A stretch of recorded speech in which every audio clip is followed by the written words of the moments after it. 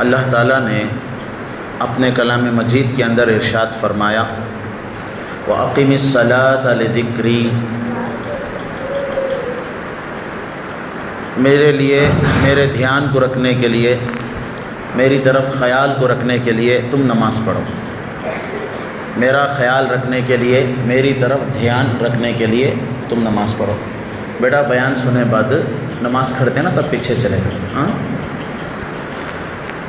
رسول اکرم صلی اللہ علیہ وسلم سے کسی صحابی نے پوچھا یا رسول اللہ ای الحجرت افضل، سب سے افضل ہجرت کون سی ہے؟ تو حضور علیہ السلام نے ارشاد فرمایا ان تہجر ما کرہ ربک، تمہارا رب جن باتوں کو روکتا ہے ان چیزوں سے رک جانا سب سے بڑی ہجرت ہے۔ حاضرین گرامی، الحمدللہ ہمارے سامنے رمضان المبارک کا ایک بہت بڑا مہینہ گیا، جس میں ایک کا 70 کا وعدہ تھا، دعائیں قبول ہونے کے وعدے تھے، مغفرت کے پروانے تھے، سب تھا۔ لیکن اس کا مطلب یہ نہیں کہ رمضان چلا گیا تو اللہ دور ہو گیا، رمضان چلا گیا تو اللہ دعائیں قبول نہیں کرتا، یہ مطلب نہیں۔ رمضان چلا گیا تو اللہ کی رحمت دور ہو گئی، یہ مطلب نہیں۔ رمضان چلا گیا تو آپ جھوٹ بول سکتے ہیں، یہ مطلب نہیں۔ رمضان چلا گیا تو آپ کوئی بھی بات کر سکتے ہیں، جائز ناجائز میں کوئی فرق نہیں ہے، ایسا بھی نہیں ہے۔ رمضان آتا ہے جاتا ہے، رمضان آئے گا جائے گا، لیکن اللہ ہر بندے کے قریب ہے، اللہ تعالیٰ ہر بندے کے قریب ہے۔ انہ بما تعملون خبیر، اللہ تعالیٰ ہر عمل کی خبر رکھتا ہے، اللہ تعالیٰ ہر کام کو دیکھ رہا ہے، ہر کام کرنے والے کے کام کو بھی دیکھ رہا ہے اور اس کی خبر کو رکھ رہا ہے۔ اس لیے ہم لوگ مسلمان ہیں نا، اس لیے ہم پابند ہیں۔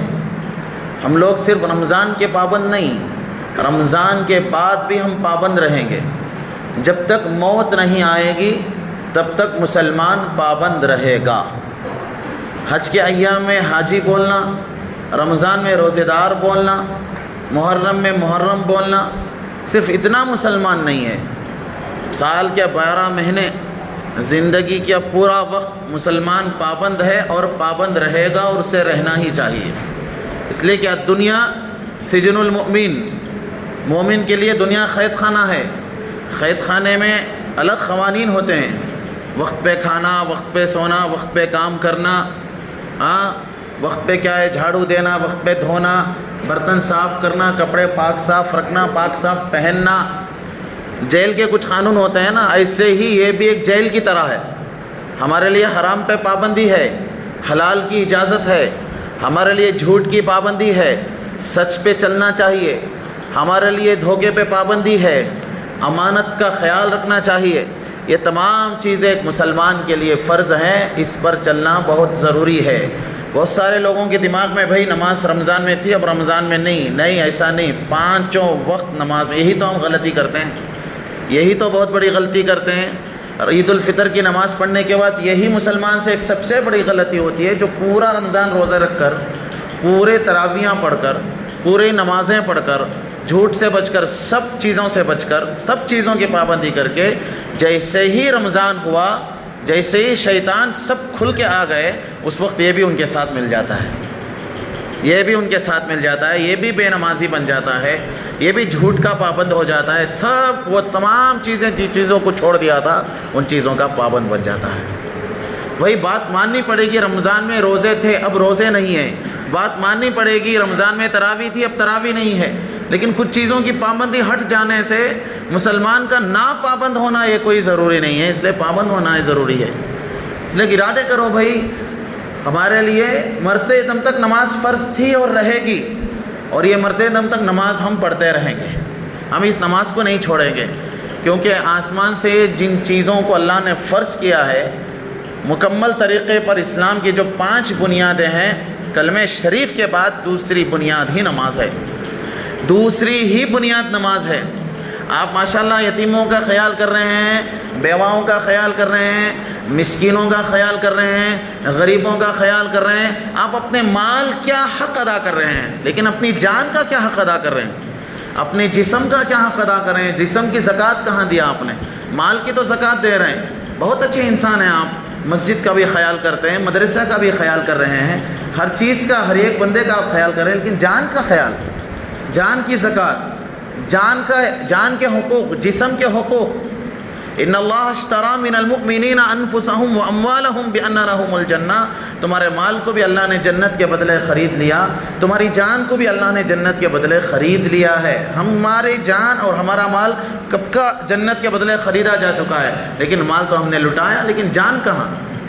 جان کو بستر پر ڈال کے رہے، تو سوتے رہے، تو آرام سے رہے، تیرا کوئی کام نہیں. ہمارے اپنے پیسے لگ رہے ہیں، دین کے لیے پیسے لگایا، اپنے ہاتھ پیر نہیں لگایا، اپنے آنکھوں کو، اپنی زبان کو نہیں لگایا، اپنے ماتھے کو دین کے لیے نہیں لگایا، تو پھر اللہ سوال کرے گا. اور اسلام کی دوسری بنیاد جو نماز ہے، اسی دوسری بنیاد کا میدان محشر میں پہلا سوال ہوگا، نماز کیوں نہیں پڑھی؟ نماز کیوں چھوڑ دی؟ کس لیے چھوڑ دی؟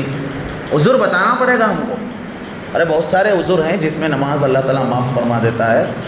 ایسا تو 90% نہیں ہے نا.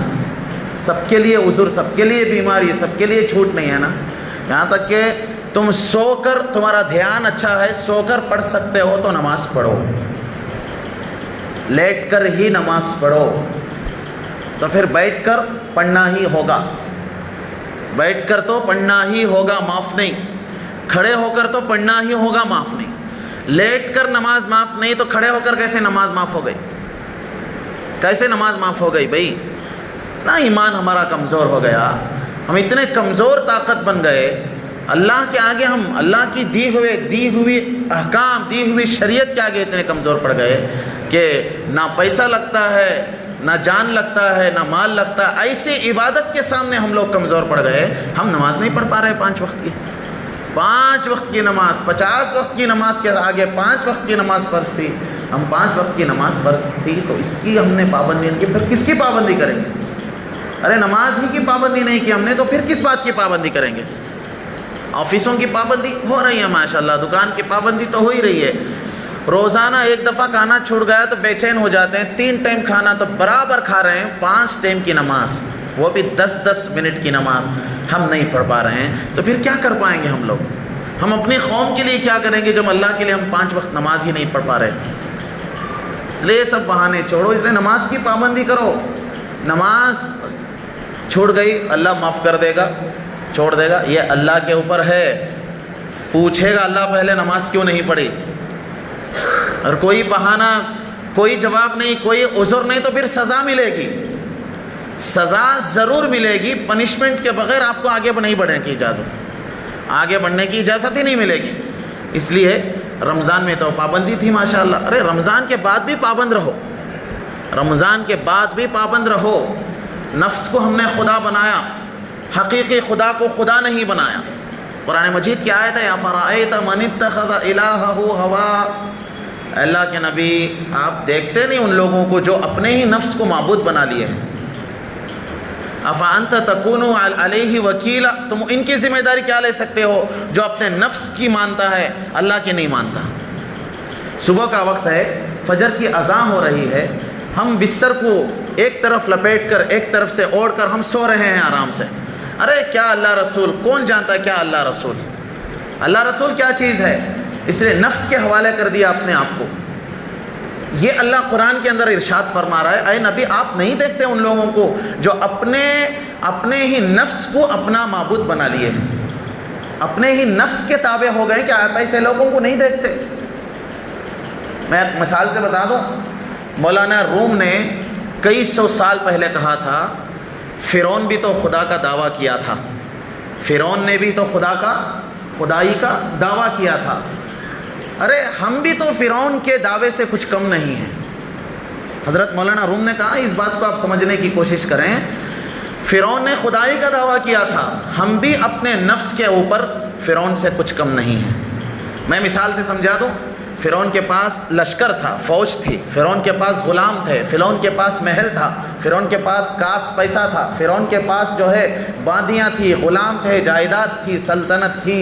تو وہ بڑی ہمت کے ساتھ کہہ دیا انا ربکم الاعلی، میں خدا ہوں، میرے علاوہ کوئی خدا نہیں ہے. اس نے زبان سے کہہ دیا کیونکہ اس کے پاس طاقت تھی. بیچارے ہم لوگ غریب مجبور، ہمارے پاس فوج نہیں ہے، محل نہیں ہے، غلام نہیں ہے، رعایا نہیں ہے، زمین نہیں ہے، لیکن ہم زبان سے تو نہیں کہہ رہے، نفس کو تو تابع بنا چکے ہیں نا. اذان جب ہوتی ہے تو نفس کو تو تابع بنا دیے. نہیں یار دکان کا بیپار چلا جائے گا، نفس کے تابع بنا دیا ہم نے. نہیں یار کیا صبح میں جا کے پڑھنا، کیا ظہر سے پڑھ لیں گے، نفس کے تابع بنا دیا. لا طاعت لمخلوق فی معصیت الخالق. مخلوق کی اطاعت نہیں کرنا چاہیے، ایسی اطاعت جس میں اللہ کی معصیت ہو. معصیت کا مطلب اللہ کے نافرمانی ہو. ایسی چیز میں مخلوق کی اطاعت کیوں کرتے ہو بھائی؟ نفس بھی تو مخلوق ہے نا، نفس بھی تو مخلوق تھا نا. ارے وہ کہاں چلا گیا ایمان جو رمضان میں تھا؟